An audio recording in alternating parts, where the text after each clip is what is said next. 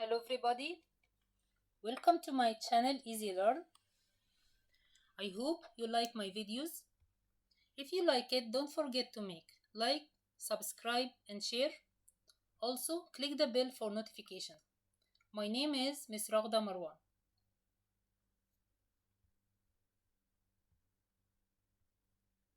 Our lesson today is related to exams.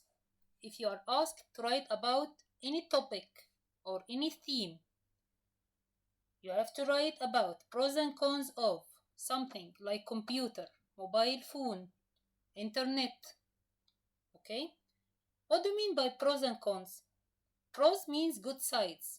Cons means bad sides. So in the question he will ask you to write pros and cons of so and so, computer for example. Or write about good sides and bad sides of computer. It means write the advantages and disadvantages of it. What are the positive points and the negative points in it, in computer, in mobile phone or whatever. Okay?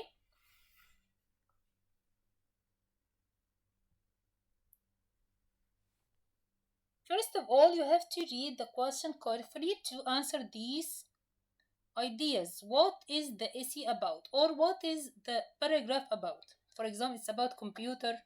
It's about distance learning. Okay? Then decide what are the advantages or the good sides or the pros of it. Of computer, of distance learning, of specific sport, whatever. Next, what are the bad sides or negative points in this thing we are talking about? And at the end, you have to tell me what is your opinion as conclusion for what you wrote before, okay? Then, these questions, when you answer it, put in your mind these ideas. What are good sides? What are bad sides? Before you write. And even you can write these as points aside before you write your paragraph or your essay. Okay?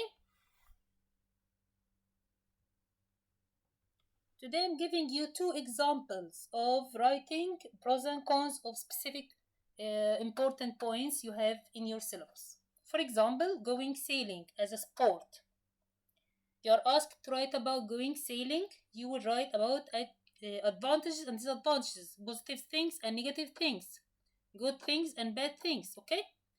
We will read that together slowly. If you want to make screenshot, as before I told you, you can do it. Let's start. Going sailing is an enjoyable activity for some people, while for others, it's the last thing they want to do in their spare time. What then are the pros and cons of going sailing? This is as introduction, okay? The beginning. Going sailing certainly has its advantages. To start with, it's a healthy, active outdoor activity. Therefore, it can help a person to get fit. What is more, it's a fun activity that can be both exciting and relaxing.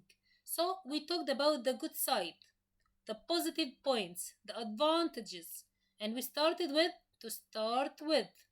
I'm writing it in red color. Next paragraph or next idea will be about disadvantages, bad sides, and it started with however. However, there are some disadvantages to sailing too. Firstly, going sailing can be expensive as boat and equipment hire costs a lot of money. Furthermore, means more than that, it can be quite dangerous in bad weather. Boating accident can easily happen in a storm and people could fall overboard and may even drown. So it's dangerous, okay? Disadvantages or disadvantages? Of course, yes, it's bad side of this sport, okay? At the end, we say to sum up, and we can say in my opinion. Also, you can say as conclusion. I'm writing it in red color. To sum up, sailing has both positive and negative points, which need to be taken into consideration before you take up the sport. What do you mean by take up the sport? Means decide to practice this sport.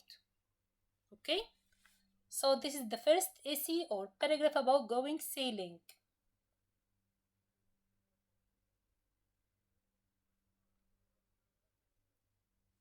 Second one about distance learning. It's an important topic. When you are asked to write about distance learning, also you have to tell me what are the good sides of distance learning and what are the bad sides. What are pros and cons of it? What are advantages and disadvantages of it? What are positive and negative points in distance learning? Okay? All the same in the meaning. Okay? Let's read it carefully, and also you can make screenshot and keep it to revise later.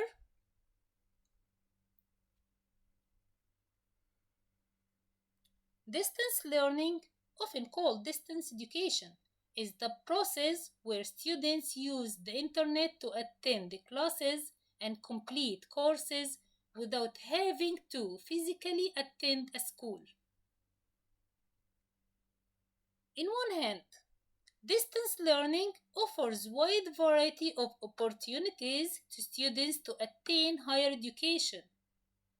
But it's not all about benefits and advantages indeed. The distance mode of education offers students the flexibility to decide what they have to learn, when they have to learn, or when they want to learn, at what pace they want to learn, and what they would like to learn. So, with such flexibility, distance learning is soon becoming the most favored choice and open learning method for students today, especially for working professionals. So this is the good side, the good points, pros, advantages, positive points, okay? On the other hand, so you can start with these words in one hand, on the other hand, to sum up like this. That's why I'm writing them in red color, okay?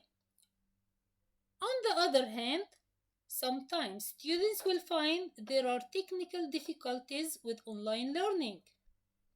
There may be days when their internet doesn't work, when programs and software are down, and they are unable to access their courses. This can be frustrating for many students, though often these bugs are fixed quickly and students are able to continue on with their work. Okay, this is the bad side of it.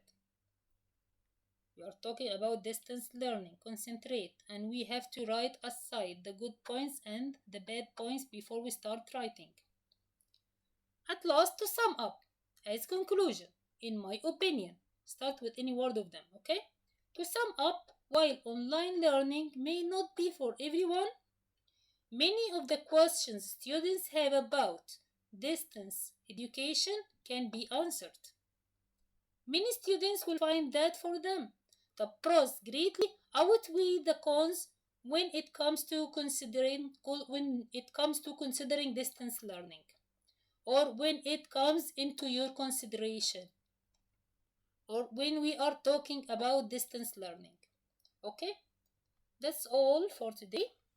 I hope you understand our lesson. If you like it, don't forget to make like, subscribe, and share. Thanks for watching, and goodbye.